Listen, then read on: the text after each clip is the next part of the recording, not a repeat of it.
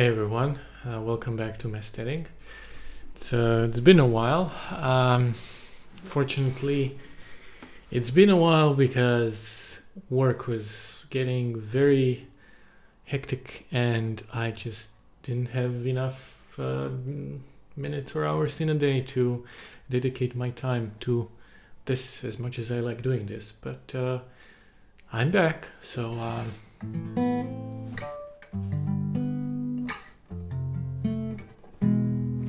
let's dive into Wheel of Time. Winter's Heart, chapters 1 to 10.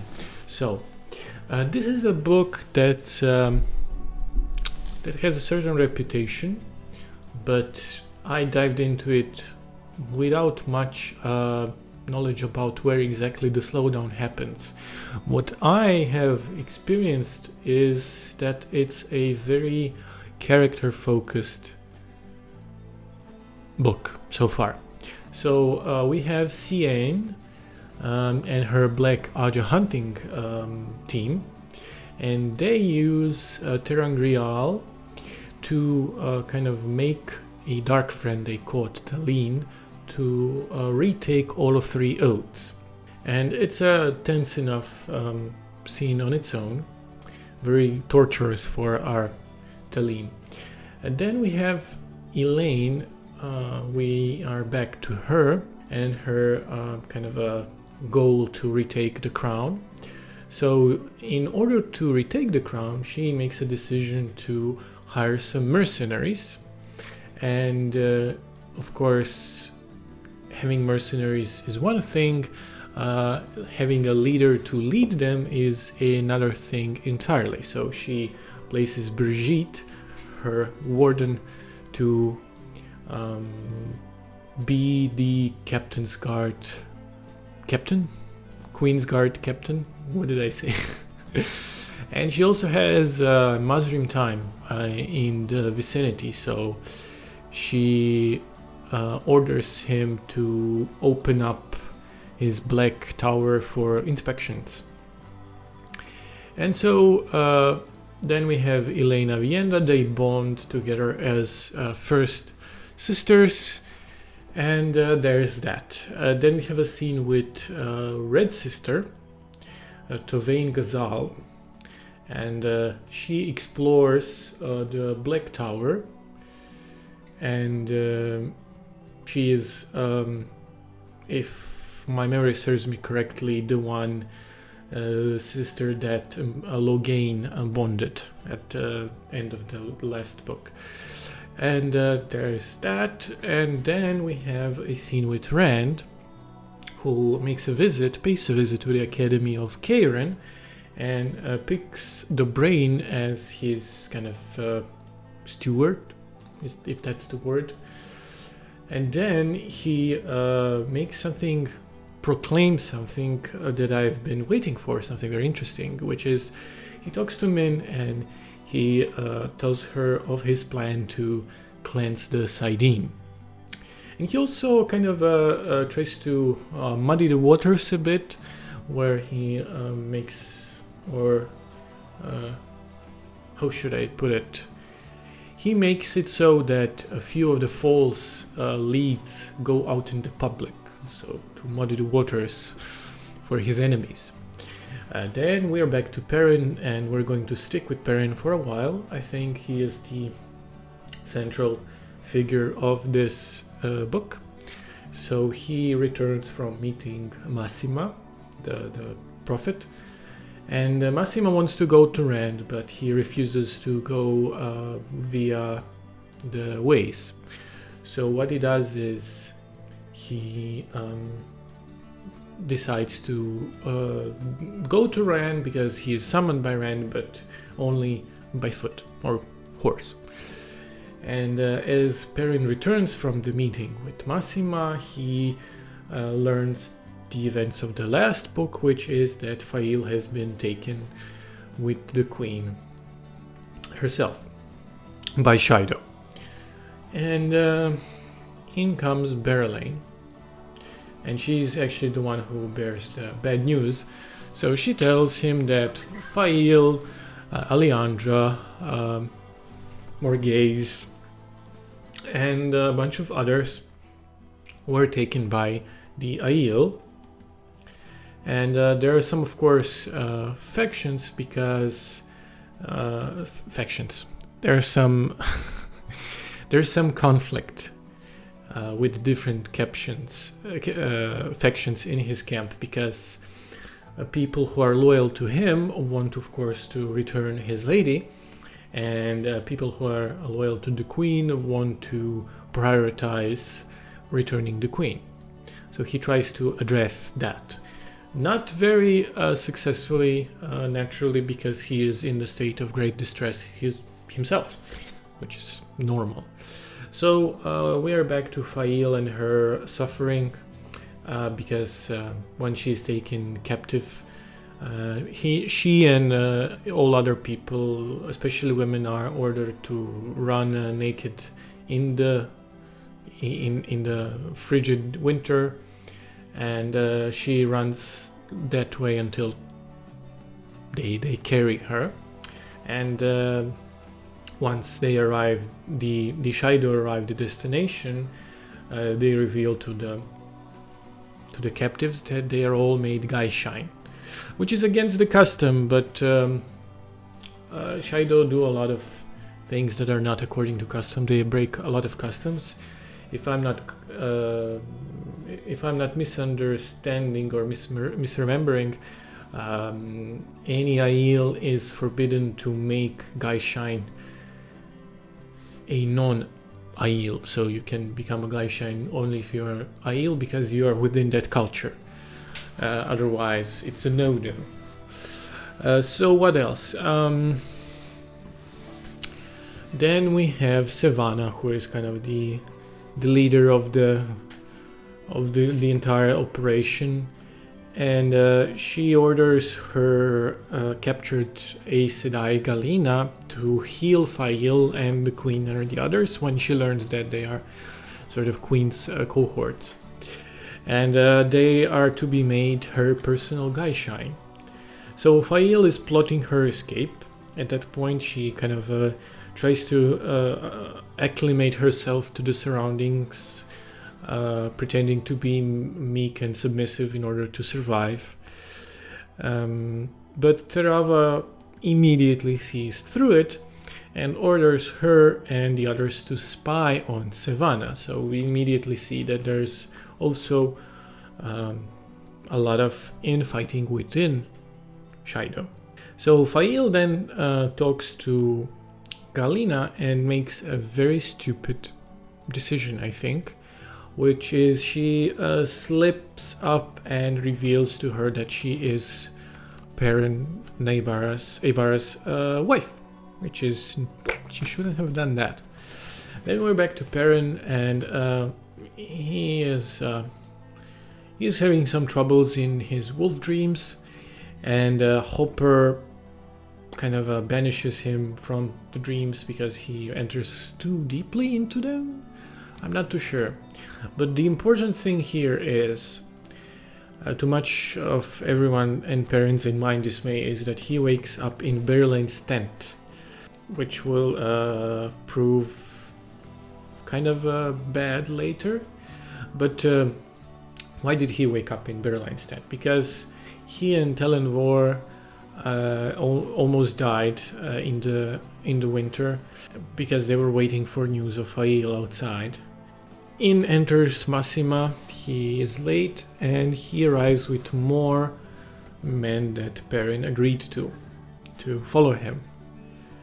And we also find out that Massima has been meeting with Dishon-chan, which is maybe the reason why he was late in the first place.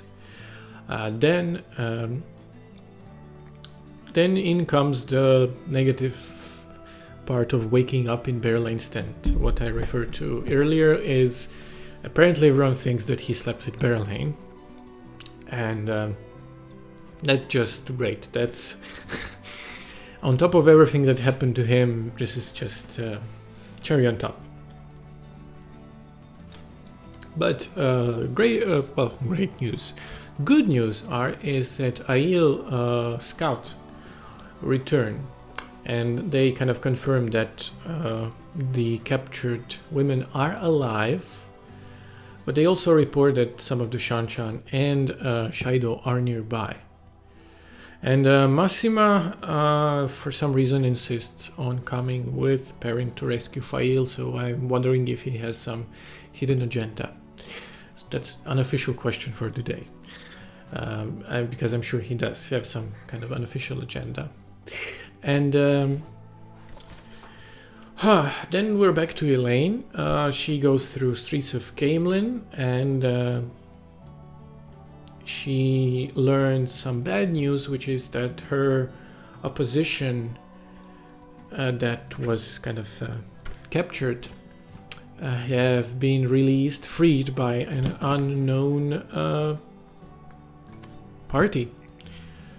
And she also learns that there is a borderland army in Endor, which is food for thought. So Elayne dives deep into bureaucracy and autocracy and palace business, and she is puzzled by a gift that Rand has sent her, which is a captured Suldam in Damane. Apparently one of them is even potentially stronger than Nynaeve. But in positive news, two of the kinswomen are restored to novice position, and they discover that Aes Sedai have killed one of the sisters in the previous book, the scene of murder, if you recall. So Nynaeve joins them to help and find the killer. And back to Elayne, she finds out about what happened in the Sun Palace, and she's again even more determined to fulfill her claim to the throne. But of course, first they have to secure Endor. So in the middle of all that, she is almost assassinated. So they drug her with tea, and Dylan is even injured, but comes into the fray one of the guardsmen who rescues her. This man is called Doylin Millar, if I'm pronouncing that correctly. And she promotes him, congratulates him, and la-di-da. And tries to act proactively instead of reactively, in a way that she sets a trap, because it's only logical that news of her assassination, unsuccessful assassination, are out. So whoever it is behind those assassination attempts will try to try again, and she wants to prepare the terrain for a trap. But Brigitte is also distressed, and she decides to give Elayne some bodyguards. And I guess the ending of these 10 chapters is that Brigitte, well, not Brigitte, let's put aside Brigitte. Nynaeve meets Elayne and Egwene in Teleman Riot, and they kind of discuss about ins and outs of Oathroad, of its limits and possibilities. And we have a small scene of Black Aja, who escaped the tower with Liandrin, and they're all in Camelin, and they all spy on Elayne and Nynaeve. And we also learn that, of course, the dashing guardsman who helped to save Elayne is a very dangerous dark friend named David Hanlon, which is a funny name. David Hanlon. He sounds like an 80s movie star, like David Hasselhoff or something.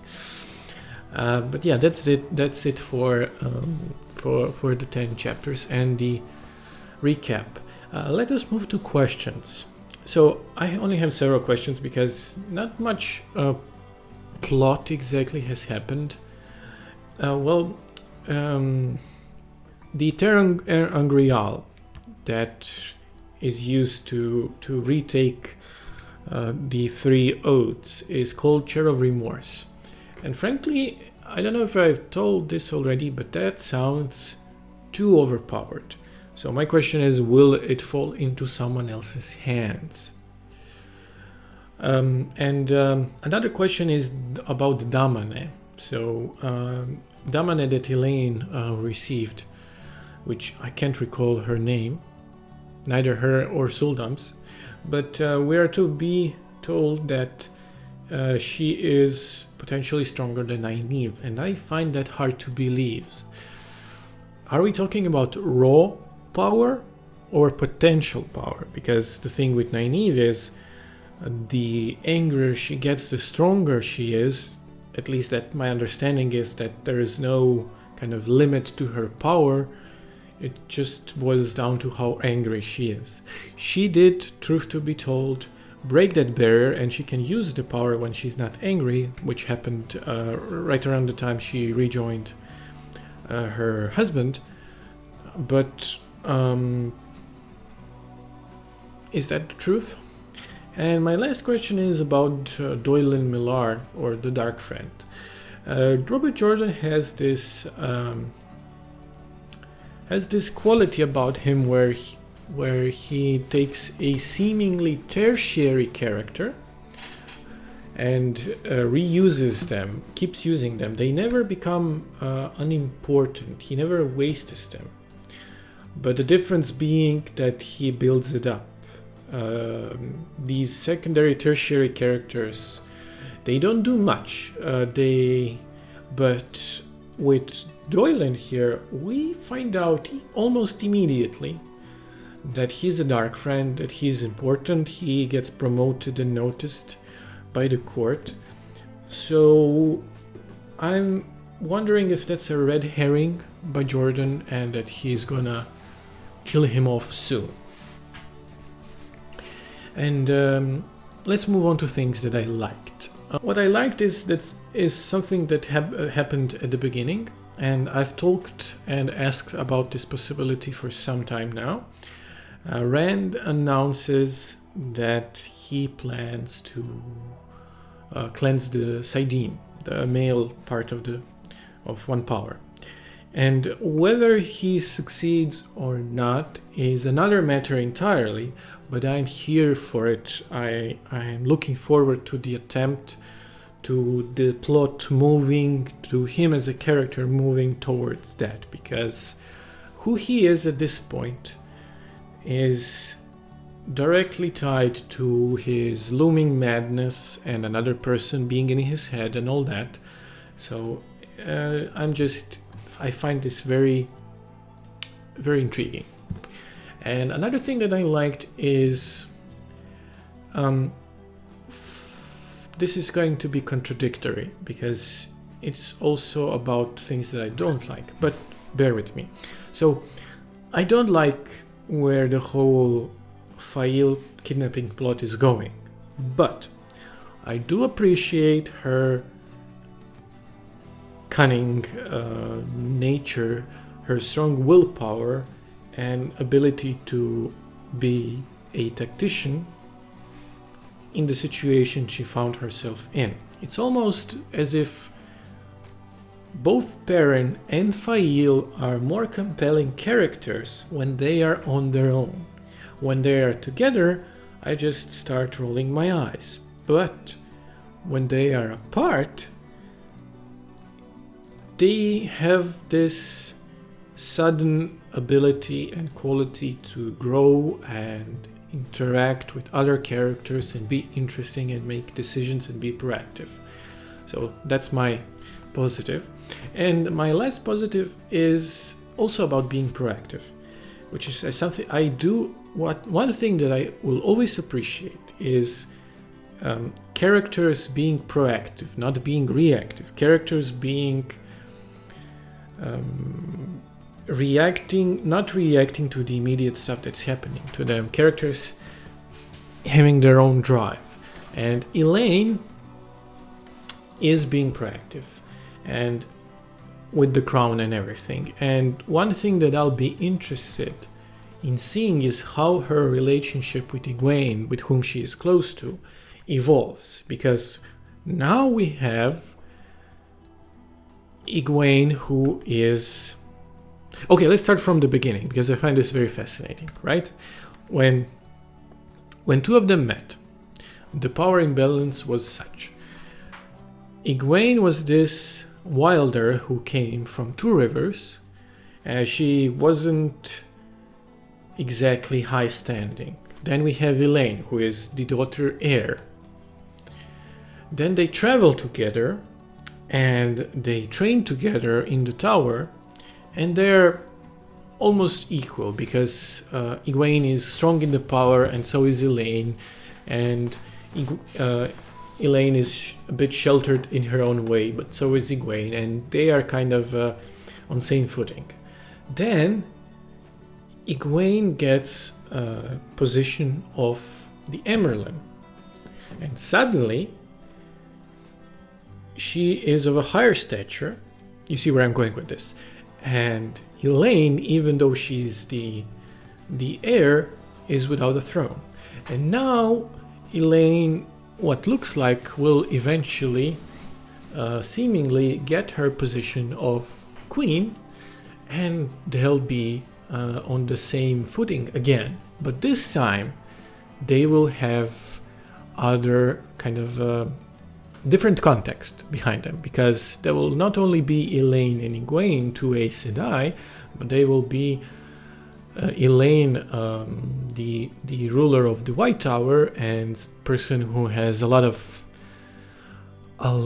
people who depend on her, and same thing with Egwene, a ruler who has a lot of political and other responsibilities. So it will be interesting to see how their relationship, their friendship evolves, and will they be able to overcome this difference between them. Good stuff. I always like that stuff, even if it's sometimes only in my head. And let's touch upon the things that I didn't like. Okay, let's start again.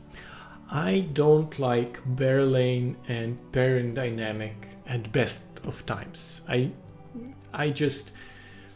find this dynamic that Jordan made as almost like a plot from an old bad sitcom. It's having this old misunderstanding about someone's infidelity, and it's just eye-rolling, inducing all the time. Please stop doing this. I'm just so not interested in it. I don't find it funny. I don't find it adds to anything. And yeah, the character of Elayne might be interesting, but she isn't given much either. And no. But that's about the only thing that I didn't like.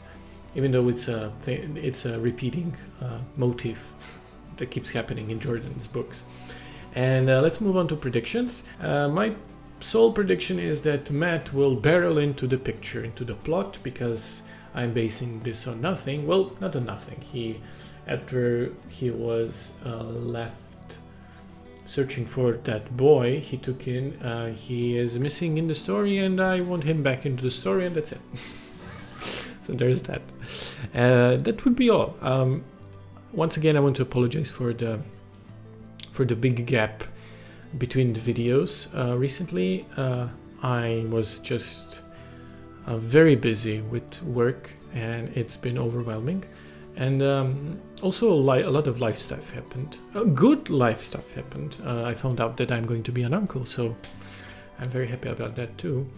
But I would just like to thank Jocelyn and Ethan for their continued Patreon support, and if you would like to support me, I would very much appreciate it. Patreon /shmaybe, and Shmaybe reads, that is. And I would invite you to keep watching the videos, to subscribe, to like, and see you next time, because we're back to regular schedule as of this moment.